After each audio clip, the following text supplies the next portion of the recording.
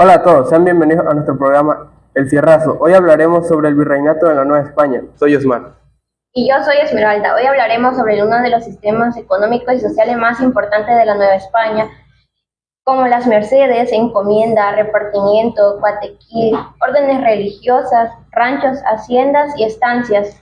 También veremos cómo estos sistemas influyeron en la vida de los indígenas, españoles y mestizos en el virreinato. Y para ayudarnos tenemos como a nuestros invitados David, Luis y Jesús. Bienvenidos. Hola, gracias por invitarnos. David, comencemos contigo. ¿Qué eran las mercedes? Las mercedes reales eran concesiones de tierras entregadas por el rey de España hacia conquistadores, militares o personas importantes como recompensa. ¿Con qué propósito se daban estas tierras, David? Pues principalmente para poblar a nuevos lugares y aumentar la producción agrícola y ganadera. Así estas tierras las aprovechaban para sembrar y criar animales. Entonces, ¿estas mercedes fueron las que impulsaron el expandimiento de la Nueva España? Exactamente, además permitieron la creación de haciendas, ranchos y centros muy importantes. Ahora explícanos qué eran las encomiendas, David. Pues la encomienda fue un sistema donde la corona española entregaba a ciertos españoles un grupo de indígenas para que trabajaran y pagaran tributos. ¿Qué recibían a cambio los indígenas? Pues en teoría de protección, enseñanza del idioma español y educación religiosa católica, pero en muchos casos hubo una explotación de jornadas muy duras para ellos. O sea que tenían reglas muchas veces que no respetaban. Así es, por eso la corona intentó que este sistema con nuevas leyes. Ok, ese tema es muy interesante. Ahora pasemos con Jesús. Jesús, ¿qué era el cuatequil? Bueno, el repartimiento llamado cuatequil por algunos pueblos indígenas fue un sistema de trabajo obligatorio donde los indígenas eran enviados temporalmente a trabajos en minas, agriculturas, caminos y construcciones. ¿Era diferente a la encomienda, Jesús? Sí, pues en la encomienda el control sobre los indígenas era más permanente. En el repartimiento trabajaban por temporadas y supuestamente recibían un pago. ¿En qué trabajos participaban?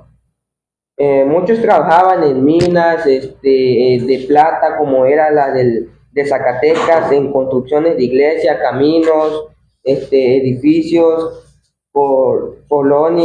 colonias y haciendas agrícolas. Aunque existía un pago, las condiciones seguían siendo difíciles, ¿verdad? Bueno, sí, porque muchos indígenas sufrían de enfermedades y explotación. Ahora, Jesús, algo muy importante que fue en el virreinato, las órdenes religiosas, ¿las conoces? Bueno, las principales fueron los franciscanos, dominicos, agustinos y jesuitas. Explícanos qué hizo cada una de las órdenes religiosas, Jesús. Sí, con mucho gusto. Pues como primera, los franciscanos fueron los primeros en llegar a la Nueva España, alrededor de 1524. Su principal labor fue evangelizar a los indígenas. ¿Y ellos solo predicaban? No, también construyeron iglesias, conventos y escuelas. Enseñaban religión, lectura, escritura, agricultura y algunos edificios como carpintería o herrería. Los franciscanos aportaron mucho a la Nueva España. ¿Y quiénes fueron los dominicos, Jesús? Los dominicos llegaron a la Nueva España en 1526. Se enfocaron mucho en la educación, religión, en defender algunos casos de los derechos de los indígenas contra abusos. Eso quiere decir que los dominicanos eran como los abogados de los indígenas. Bueno, se podría decir que sí, porque principalmente habitaban en la región como Oaxaca, Chiapas, fundaron conventos, enseñaron religión y promovieron estudios religiosos más avanzados. Los agustinos, otra orden religiosa, fueron los agustinos que llegaron en 1533. Destacaron por construir grandes conventos e iglesias, también ayudaron a expandir el cristianismo en pueblos alejanos. Jesús, ¿contribuyeron a la educación? Bueno, enseñaban religión, trabajo, agricultura, organización comunitaria.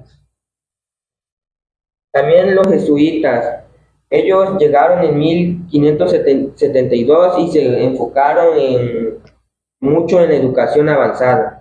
¿A qué te refieres con eso, Jesús?